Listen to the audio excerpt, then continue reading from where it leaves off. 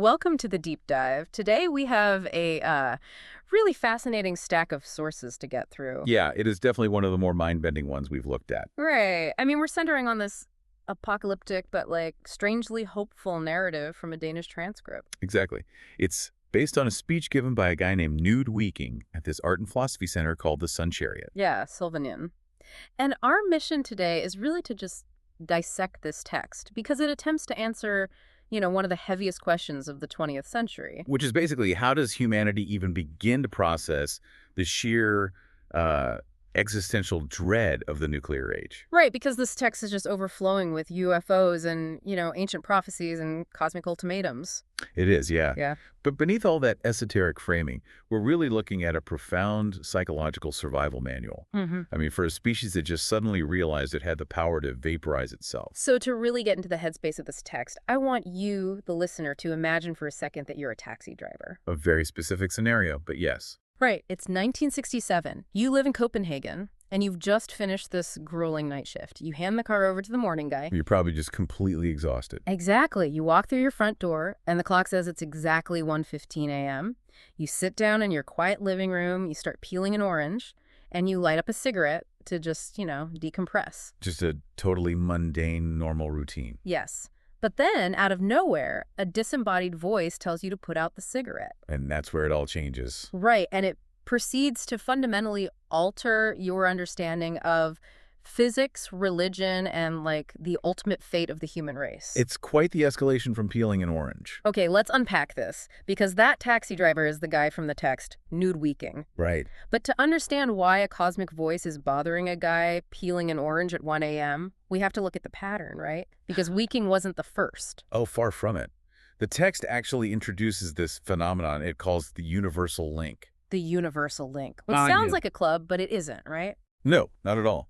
There are no membership fees or newsletters or anything.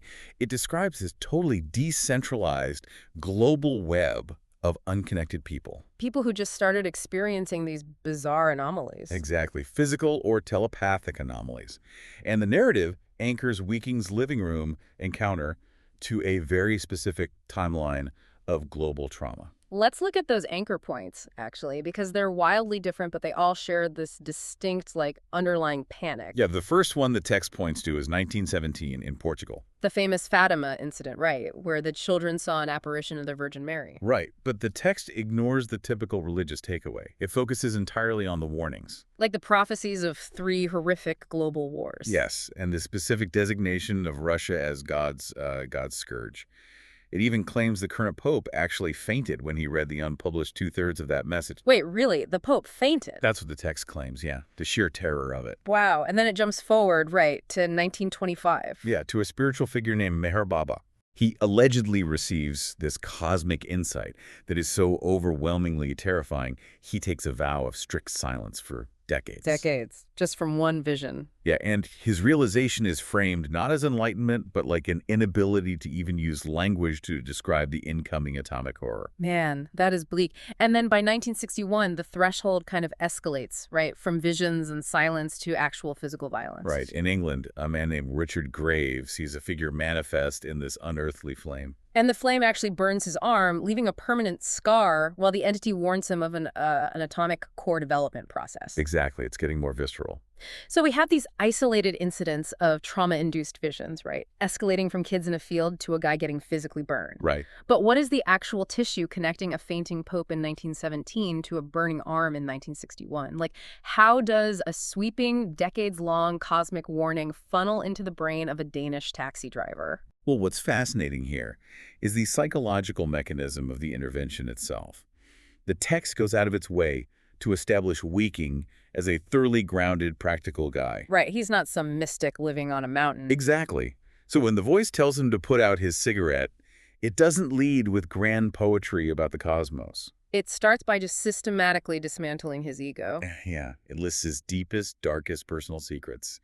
It outlines his specific marital failures. It essentially strips him down to his psychological studs. Right. It's a completely aggressive intervention. I mean, he is so shaken that he wakes his wife up at 5 in the morning, recounts what the voice said, and she actually verifies that these deeply hidden secrets are true.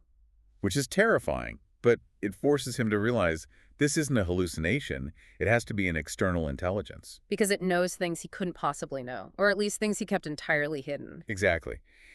The text argues that to receive the universal truth, the human vessel has to be completely emptied of its own self-deception. So 3 days after his ego is shattered, 3 physical figures appear to him. Yes.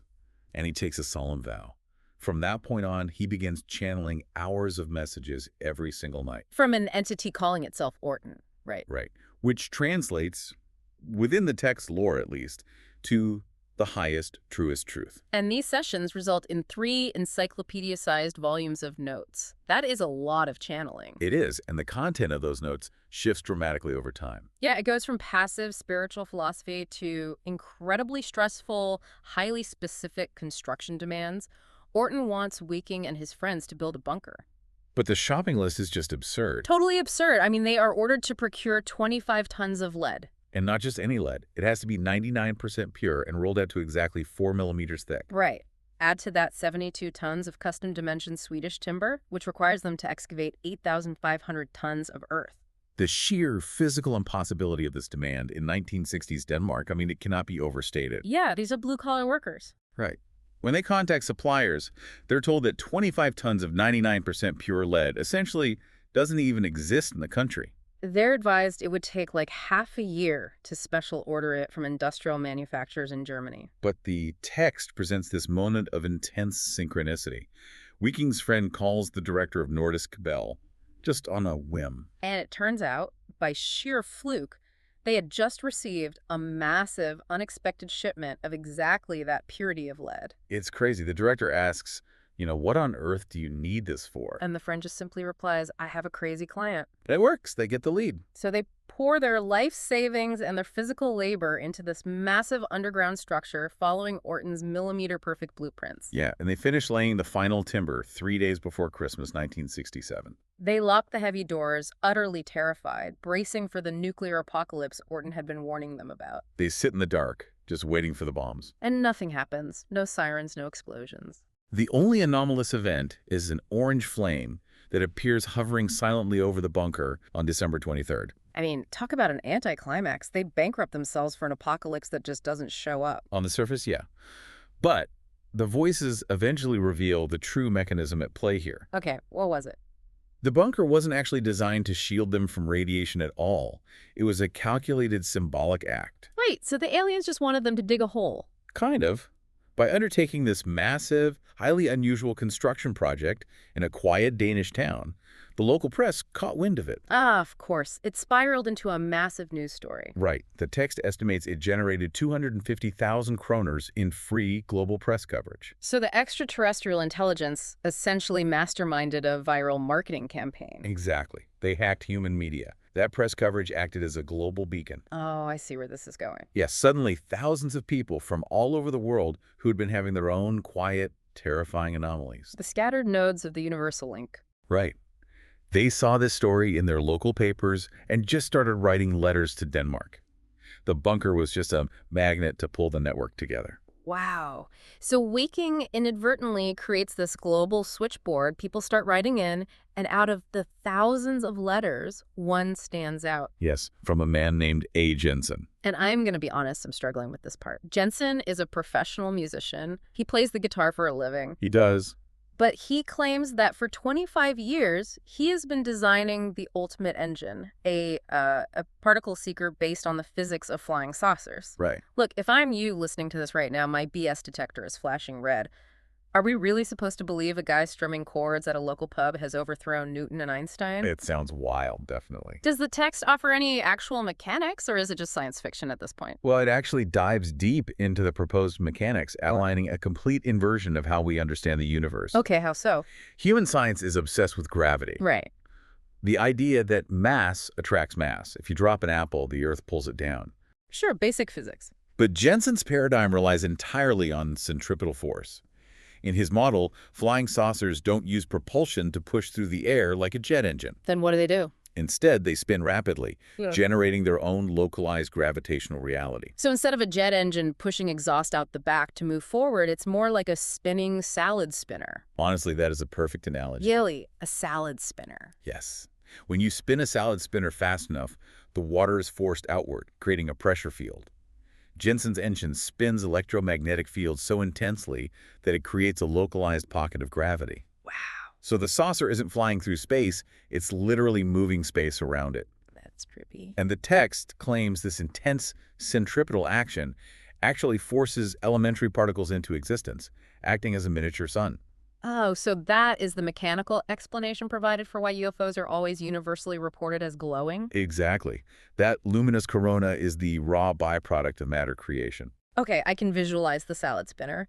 But Jensen also completely rewrites geology, doesn't he? He does, yeah. He claims the Earth's core isn't just molten iron, it's a displaced unipolar magnet. But wait, hold on. We all learned in third grade that the moon's gravity pulls the oceans, which creates the tides. Right. How on earth does a magnetic core explain high tide? Well, in Jensen's model, the Earth is an electromagnetic dynamo.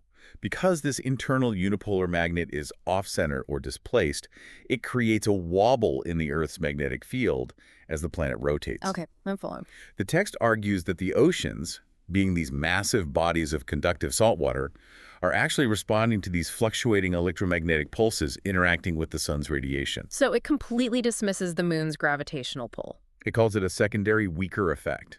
It claims the magnetic dynamo is the true engine of ocean currents and even the positioning of the polar ice caps. Here's where it gets really interesting, though, because Jensen's proof for this massive unified theory isn't like a peer-reviewed paper. No, not at all. It's a poem. In 1957, Jensen claims his hand was guided by automatic writing, producing this dense, cryptic riddle. Yeah, and this poem mentions Nostradamus, the golden ratio, the letters QRST, and, most bizarrely, a 2,000-year-old Tibetan lotus seed. The inclusion of the lotus seed is where the text demands we look at the philosophical implications of these physics, isn't it? Yes, because the prophecy embedded in the poem stated that when a specific ancient lotus seed bloomed again, a profound wonder would occur on Earth. And the historical record actually backs up the bizarre detail. In 1953, German scientists actually germinated a 2,000-year-old lotus seed taken from a Tibetan monastery. Right, it happened in a lab in Hamburg, and it made international news. But why does a flower blooming prove a physics equation? Because in the worldview presented by Solvonian, biology and physics are not separate disciplines. Right. They are governed by the exact same cosmic clock.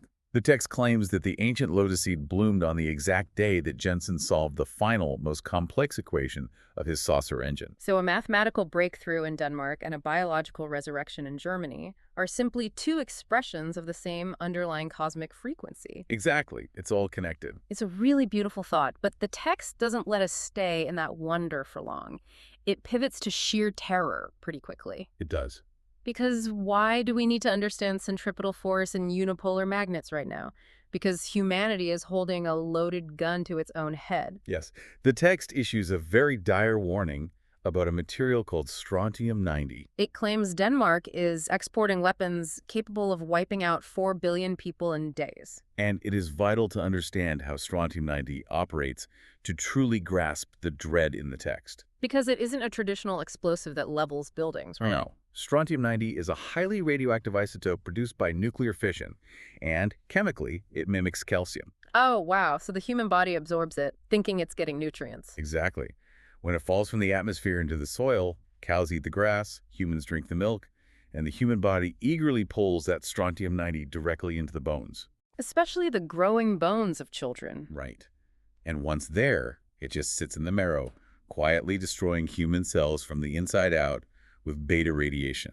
That is horrifying. The text uses this invisible, self-inflicted cellular destruction as the ultimate metaphor for humanity's current state. And that invisible destruction changes the entire context of Jensen's machine. It really does. Because the flying saucer isn't just a spaceship we can mass produce to escape a poisoned Earth.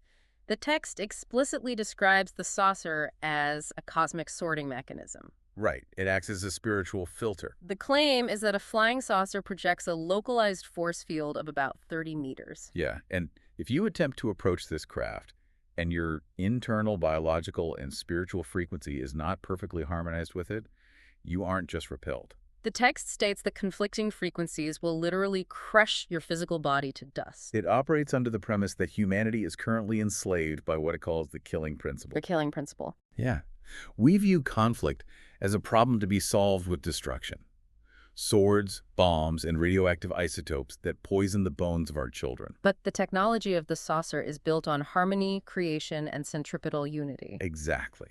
You cannot place a creature driven by the killing principle inside an engine of pure creation. The frequencies violently reject each other. Think about how we operate today. You look at the news, you deal with traffic, you argue online. Our default baseline reaction to friction is just anger and destruction. It's true. This text argues that until you and humanity at large upgrade that baseline emotional reaction, we are literally too biologically immature to survive the technology we've already built. Little on the technology of the stars. Right. And if we connect this to the bigger picture, the text does something incredibly audacious to drive this point home. It completely fuses religious history with his new physics. Yes, it argues that the spiritual miracles of the past were just the practical application of centripetal physics by highly evolved beings. For example, the text claims Jesus and Buddha are the exact same reincarnated soul. And when Jesus walked on water, it wasn't a magic trick performed by the son of an angry god. It was the physical manipulation of his own localized gravity field. Right, he was applying the exact same centripetal force that powers Jensen's saucer. It radically recontextualizes human history. I mean, the Bible is reframed as a technical manual written in metaphors for a less advanced era. It argues that the Great Pyramid of Giza is actually 62,000 years old, and that its internal mathematical ratios perfectly mirror the blueprint of the saucer engine. And the unipolar mechanics of our solar system. Yes. In this view, God is not an entity sitting on a cloud. God is the fundamental animating mathematical force that spins a galaxy, powers a saucer, and beats a human heart. So what does this all mean? We started with a tired taxi driver peeling an orange, and we have journeyed through underground lead bunkers, the physics of spinning salad spinners, 2,000-year-old blooming lotus seeds, and Jesus manipulating localized gravity. It's a lot to take in. It is. Ultimately, Knud Weiking's speech at the Sun Chariot isn't just an eccentric piece of Danish science fiction. It is a desperate structural diagnosis of the human condition. Very much so. It argues that technological advancement without a mandatory corresponding upgrade in empathy and spiritual maturity is a literal death sentence. It really challenges you to examine your own daily frequency. Exactly. We possess godlike technology. We can split the atom and instantly communicate across oceans, yet we still succumb to the killing principle over the smallest disputes. This raises an important question, one that lingers heavily after parsing these sources. What's that? If a highly advanced, universe-spanning intelligence actually wanted to intervene, if they truly needed to guide humanity away from the brink of self-inflicted nuclear annihilation, how would they communicate? That's the real puzzle. Would they publish a mathematically flawless, peer-reviewed paper in an academic journal that only a fraction of a percent of humans would even read? No, it wouldn't change our behavior. We'd just use the math to build better bomb. Precisely. Or would they use the messy, undeniable language of human intuition? Right.